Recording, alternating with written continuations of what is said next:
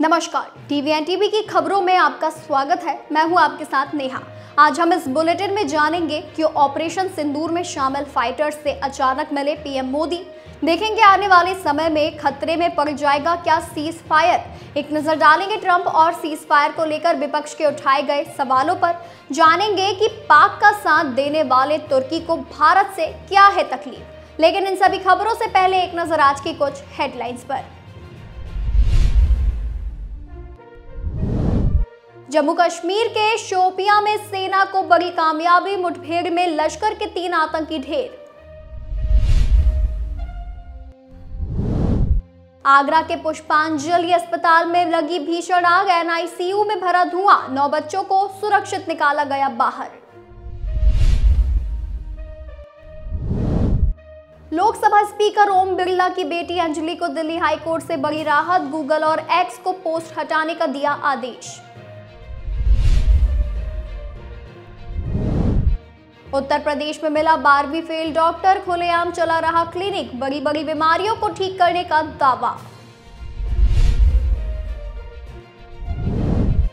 ओडिशा के ढेंकनाल में बम बनाते समय हुआ विस्फोट, 1 की मौत, 2 लोग हुए घायल। गुजरात के अमरेली में संदिग्ध मौलाना का मदरसा हुआ ध्वस्त, सरकारी नियमों का पालन न करने पर एक्शन। ऑपरेशन सिंदूर में शहीद मोहम्मद इम्तियाज के परिजनों को 50 लाख की मदद, घर वालों से मुलाकात करेंगे सीएम नीतीश कुमार।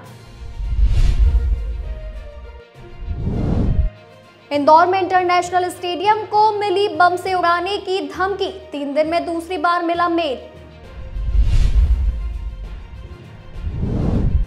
आदमपुर एयरबेस में ऑपरेशन सिंदूर में शामिल फाइटर्स से मिले पीएम मोदी, जवानों का दिखा जोश हाई, पाक ने इसी बेस को उड़ाने का दिया था दावा। उत्तर प्रदेश में पिछले 8 साल में लगी क्राइम पर रोक, 230 अपराधियों के खिलाफ लिया एक्शन। पटना के बीएन कॉलेज में बमबाजी, टकराए छात्रों के 2 गुट, मौके पर पहुंची पुलिस। ये तो थी हेडलाइंस। अब चलिए बात कर लेते हैं बड़ी खबरों की। प्रधानमंत्री नरेंद्र मोदी आज सुबह पंजाब स्थित आदमपुर एयरबेस पहुंचे। यहां पर उन्होंने एयरफोर्स के जवानों से मुलाकात की। पीएम मोदी ने आज सुबह 7 बजे दिल्ली के पालम एयरपोर्ट से उड़ान भरी और पंजाब के जालंधर स्थित आदमपुर एयरबेस पहुंचे। यहां पर पीएम मोदी 1 घंटे तक रहे और एयरफोर्स के जवानों से मुलाकात की। तस्वीरों में प्रधानमंत्री मोदी एयरफोर्स के जवानों के साथ दिख रहे हैं। आदमपुर एयरबेस पर पीएम मोदी जवानों के साथ मुस्कुराते दिखे।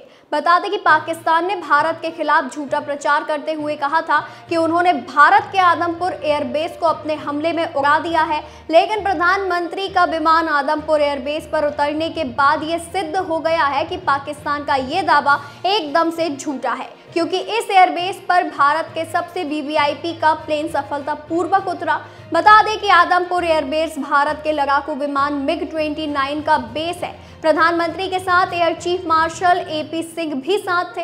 पाकिस्तान की सीमा के करीब स्थित आदमपुर एयरबेस दुश्मन पर तेजी से हमला करने के लिए जाना जाता है। इस एयरबेस पर पीएम मोदी की एक तस्वीर काफी चर्चा में है। इस तस्वीर में लिखा है, दुश्मन के पायलट क्यों चैन से नहीं सो पाते हैं। इस तस्वीर में पीएम मोदी वायुसेना के जवानों की कैप पहने हुए हैं। पीएम मोदी ने इस मुलाकात की जानकारी देते हुए ट्वीट किया और लिखा, आज सुबह में AFS आदमपुर गया और हमारे बहादुर वायु सेनाओं और योद्धाओं से मिला। साहस, दृढ़ संकल्प और निडरता के प्रतीक लोगों के साथ रहना एक बहुत ही खास अनुभव था। भारत हमारे सशस्त्र बलों के प्रति हमेशा आभारी रहेगा, क्योंकि वे हमारे देश के लिए हर काम करते हैं।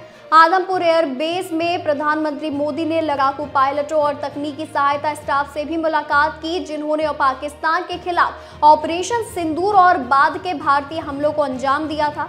प्रधानमंत्री मोदी ने खुद भी वायुसेना के इन वीर जवानों से मिलने की इच्छा जताई थी। भारत और पाकिस्तान के बीच सीज फायर को लेकर समझौता हुआ है, लेकिन वह सुधरने का नाम नहीं ले रहा है। पाक विदेश मंत्री इशाक डार ने एक बार फिर से गीदड़ भभकी दी है।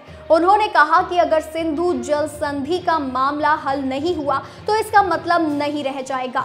ऑपरेशन सिंदूर के बाद पाकिस्तान ने भारत के कई शहरों पर हमले की कोशिश की थी। भारतीय सेना ने जवाबी कार्रवाई करते हुए पाकिस्तान को गहरा नुकसान पहुंचाया। पाकिस्तान के विदेश मंत्री इशाक डार ने हाल ही में CNN को एक इंटरव्यू दिया। उन्होंने इसमें कहा कि अगर भारत और पाकिस्तान के बीच सिंधु जल संधि को लेकर मसला नहीं सुलझा तो सीज फायर खतरे में पड़ सकता है। अगर ये मामला हल नहीं हुआ तो इसे एक्ट ऑफ वॉर माना जाएगा। पाकिस्तान इससे पहले भी जल संधि को लेकर गीदड़ भभकी दे चुका है। यहाँ तक कि पाकिस्तान के कई नेता भारत को परमाणु बम की धमकी दे चुके हैं। भारत ने पहलगाम आतंकी हमले का बदला ऑपरेशन सिंदूर के जरिए लिया। इससे पाकिस्तान को काफी नुकसान हो गया। पाक ने खुद ये बात मानी है। उसने कहा कि भारत की जवाबी कार्रवाई में उसके 11 जवान मारे गए और 70 से ज्यादा जवान घायल भी हुए। भारत ने ऑपरेशन सिंदूर के दौरान पाक और POK में स्थित 9 आतंकी ठिकानों को तबाह किया था। पीएम मोदी मंगलवार सुबह अचानक आदमपुर एयरबेस पहुंच गए। उन्होंने यहां सेना के जवानों से मुलाकात भी की। पाकिस्तान ने आदमपुर एयरबेस को उड़ाने का झूठा दावा किया था। पीएम मोदी ने यहां पहुंचकर पाक को करारा जवाब दे दिया है। उन्होंने इससे पहले पाकिस्तान को आतंकवाद के मसले को लेकर चेतावनी भी दी थी। भारत और पाकिस्तान के बीच पिछले दिनों तनाव बढ़ गया था। इसी के बाद दोनों देशों के बीच सीज फायर हुआ। सीज फायर में अमेरिकी राष्ट्रपति डोनाल्ड ट्रंप के रोल को लेकर अब विपक्ष ने सवाल खड़े करना शुरू कर दिए हैं। कांग्रेस के अध्यक्ष मल्लिकार्जुन खड़गे ने मंगलवार को कहा कि वो सरकार से सीज फायर सहित भारत और पाकिस्तान के बीच सीमा तनाव को लेकर चर्चा करने के लिए जल्द ही एक सर्वदलीय बैठक बुलाने का आग्रह करेंगे। राज्यसभा में विपक्ष के नेता खड़गे ने कहा कि सर्वदलीय बैठक में विपक्ष अमेरिकी राष्ट्रपति डोनाल्ड ट्रंप के उन दावों के संबंध में सरकार से सवाल करेगी कि क्या ट्रंप के प्रशासन ने भारत और पाकिस्तान के बीच युद्ध विराम कराने में मदद की। भारत और पाकिस्तान के बीच हुए सीज फायर में अमेरिका के राष्ट्रपति डोनाल्ड ट्रंप को लेकर बात करते हुए उन्होंने कहा कि ट्रंप श्रेय लेने के लिए बातें कह रहे हैं, ये लोग नहीं कह रहे हैं। ये एक संवेदनशील मामला है। जब सर्वदलीय बैठक बुलाई जाएगी तो हम चर्चा करेंगे क्या मामला है, क्या हुआ और टेलीफोन पर क्या बातचीत हुई और इन सभी चीजों पर बात करेंगे। इस सवाल के जवाब में कि क्या पीएम मोदी ने ट्रंप से मध्यस्थता के लिए बातचीत की, उन्होंने कहा कि मेरे लिए अभी इस बारे में बोलना सही नहीं होगा। आज हमारी पार्टी की बैठक है, मैं उसके लिए जा रहा हूं। मैं सर्वदलीय बैठक बुलाने के लिए कहूंगा, देखते हैं वो क्या करते हैं। भारत और पाकिस्तान 4 दिनों के गहन सीमा पार ड्रोन और मिसाइल हमलों के बाद सैन्य संघर्ष को समाप्त करने के लिए शनिवार को एक समझौते पर पहुंचे। हालांकि जहां सीज फायर को लेकर एक तरफ डोनाल्ड ट्रंप दावा कर रहे हैं तो वहीं दूसरी तरफ भारत सरकार के सूत्रों का कहना है कि भारत और पाकिस्तान के सैन्य संचालन महानिर्देशक सभी गोलीबारी और सैन्य कार्यवाहियों को रोकने के लिए एक समझौते पर पहुंचे हैं और इसमें कोई तीसरा पक्ष यानी भारत पाकिस्तान के अलावा कोई तीसरा देश शामिल नहीं था। सरकारी सूत्रों ने सोमवार को कहा कि भारत पाकिस्तान सैन्य संघर्ष के दौरान भारत और अमेरिका के शीर्ष नेताओं के बीच बातचीत में व्यापार को लेकर कोई संदर्भ नहीं था।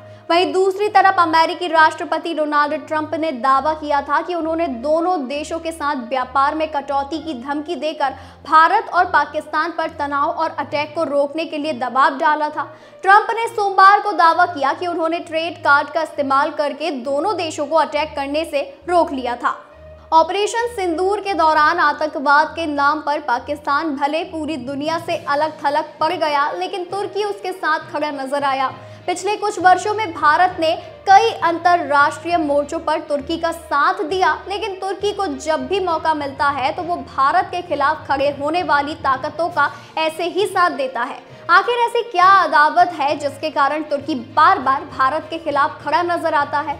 तुर्की के राष्ट्रपति एर्दोगान ऑटोमन साम्राज्य का आधुनिक वर्जन बनाने के इच्छुक हैं और तुर्की के गुजरे हुए अतीत को लेकर फिर से प्रतिष्ठित करने की इच्छा रखते हैं। वो मुस्लिम जगत के नेता बनने का ख्वाब देखते हैं। पाकिस्तान में उनकी गहरी दिलचस्पी की बड़ी वजह ये मानी जाती है कि पाकिस्तान मुस्लिम जगत में एक बड़ी मिलिट्री और पावर होने के साथ परमाणु शक्ति संपन्न राष्ट्र है। भू रणनीतिक लिहाज से भी पाकिस्तान उनके लिए अहम है।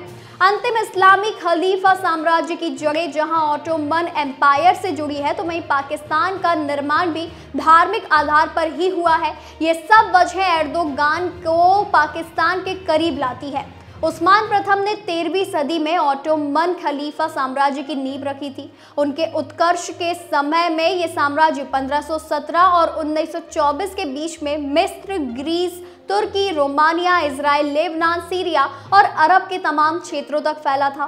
प्रथम विश्व युद्ध के बाद इस साम्राज्य का पतन हो गया और आधुनिक तुर्की का जन्म हुआ। भारत और तुर्की के बीच राजनयिक संबंधों की स्थापना 1948 में हुई। दोनों देशों के बीच व्यापारिक असंतुलन भारत के पक्ष में है। तुर्की बैलेंस बनाने के लिए प्रयासरत रहा है, लेकिन कामयाबी नहीं मिली। भारत के सऊदी अरब, कतर, यूएई जैसे मुस्लिम देशों के साथ अच्छे संबंध है। तुर्की उनकी तुलना में खुद को अधिक तवज्जो दिए जाने की अपेक्षा रखता है। वह चाहता है कि भारत मिडिल ईस्ट में उसके साथ मिलकर काम करे, लेकिन उसको ज्यादा कामयाबी नहीं मिली। इसके अलावा 2016-17 में तुर्की के राष्ट्रपति एर्दोगान के खिलाफ विद्रोह उपजा।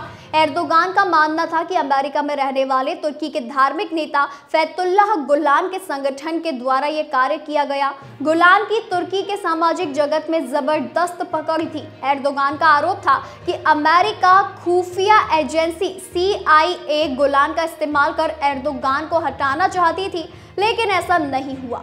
तुर्की में हजारों लोगों को गिरफ्तार कर लिया गया और उस विद्रोह को कुचल दिया गया। उस वक्त एर्दोगान ने दुनिया भर में गुलान के संगठन से जुड़े स्कूलों, ऑफिसों को बंद करने का आग्रह किया था, लेकिन भारत ने उनकी बात पर कोई ध्यान नहीं दिया। उसके बाद से ही एर्दोगान ने खुलकर कश्मीर का मुद्दा उठाना शुरू कर दिया था। पहलगाम में हिंदू टूरिस्टों के नरसंहार के बाद भारत ने इसके जिम्मेदारों को मिट्टी में मिलाने का वादा किया था। देश के आर्म्ड फोर्सेस ने इस वादे को पूरा भी किया। ब्रह्मोस क्रूज मिसाइल के प्रहार से पाकिस्तान और आतंकी बिलबिला उठे। ऑपरेशन सिंदूर में जिस ब्रह्मोस क्रूज मिसाइल का इस्तेमाल किया गया, दुनिया के कई देश उसके दीवाने हैं। दर्जन भर से ज्यादा देश ब्रह्मोस मिसाइल को खरीदने के लिए आतुर हैं। ब्रह्मोस क्रूज मिसाइल के घातक प्रभाव को इसी बात से समझा जा सकता है कि ये लैंड, एयर और शिप कहीं से भी मार करने में सक्षम है। इसका मतलब ये हुआ कि ब्रह्मोस क्रूज मिसाइल जमीन, आकाश और समंदर कहीं से भी दुश्मनों को खाक में मिलाने में सक्षम है। पाकिस्तान ने इसका नमूना भी देख लिया है। ब्रह्मोस क्रूज मिसाइल के प्रहार से पाकिस्तान इस कदर आतंकित हुआ कि सीज फायर करने के लिए तत्काल सहमत हो गया।